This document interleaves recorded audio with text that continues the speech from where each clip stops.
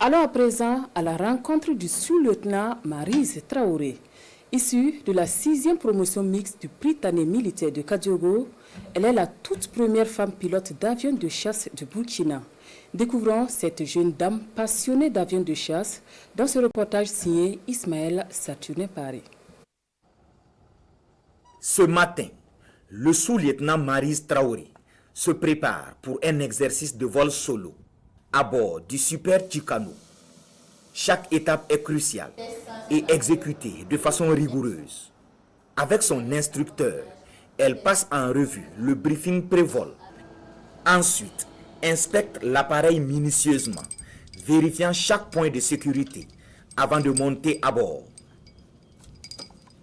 Du haut de son jeune âge, Maryse Traoré est la première femme pilote d'avion de chasse du Burkina Faso, un métier qu'elle n'a pas choisi par hasard. Son parcours est une ode à la passion, à la détermination et au travail acharné, des qualités qui l'ont propulsée vers un rêve qu'elle chérissait depuis l'enfance. J'étais passionnée par les avions et les vols, mais mon rêve était surtout porté sur les avions de chasse, autrement appelés avions de combat.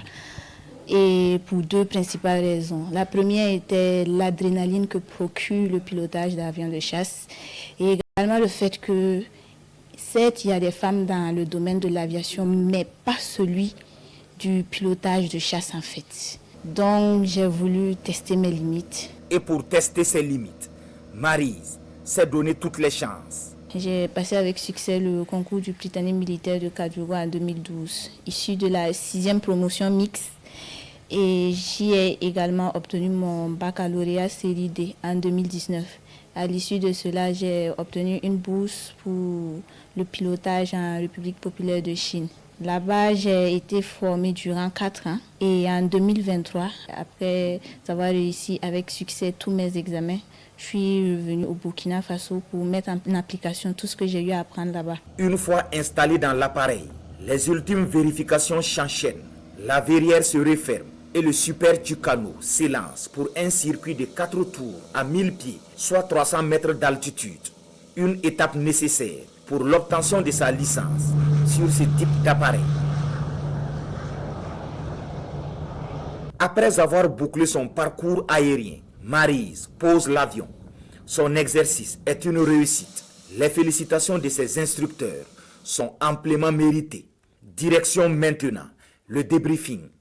Un moment d'échange essentiel pour analyser le vol, pointer ce qui a fonctionné et identifier les axes d'amélioration. Nous avons fait ce matin la consécration de la phase pratique avec le vol solo. Durant la phase théorique, on a vu son engouement pour les cours. On a vu durant la phase pratique également sa ponctualité, son abnégation, son dévouement, son envie d'apprendre. On est satisfait de son rendement. Rentrer dans l'avion, être familier à tous les écrans, tout ce qu'on voit devant nous, mettre en route l'appareil, le manier, rouler jusqu'au décollage, aller exécuter notre mission, revenir, atterrir. C'est toujours avec plein d'émotions, de satisfaction qu'on fait ces genres d'exercices-là. Je ne peux qu'être fière de moi parce que c'est un nouvel accomplissement qui s'ajoute. L'abnégation, le sens de la performance et le goût du résultat parfait sont les maîtres mots qui incarnent notre pilote. Une attitude qui force l'admiration de sa hiérarchie, pour qui la compétence est le seul critère qui compte dans le métier de pilote. Elle a su montrer par son engagement qu'elle peut faire la même chose que ce que les autres font. Et par ses résultats également, voilà, elle a pu faire la différence. Et aussi, c'est une qui s'est toujours montée professionnelle. Être pilote de chasse dans le domaine militaire, c'est vraiment l'élite du pilotage. Être personnel féminin ou non, là n'est pas la question.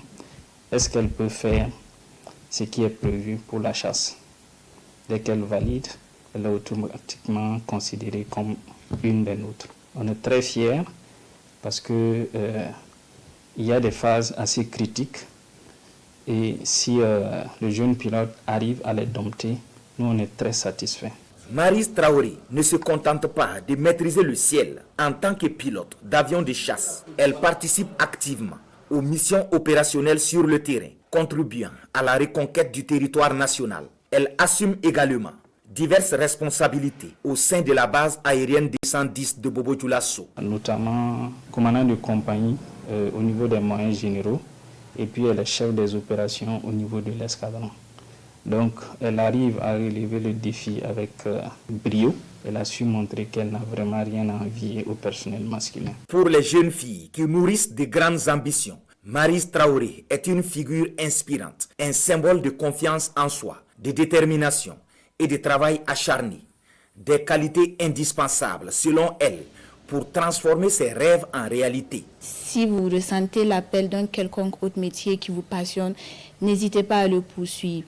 Osez rêver grand, n'ayez pas peur. Le monde a besoin de femmes audacieuses et déterminées qui osent poursuivre leurs rêves, peu importe les obstacles. En définitive, on pourrait simplement dire de Maryse Traoré qu'aux âmes bien nées, la valeur n'attend point le nombre d'années.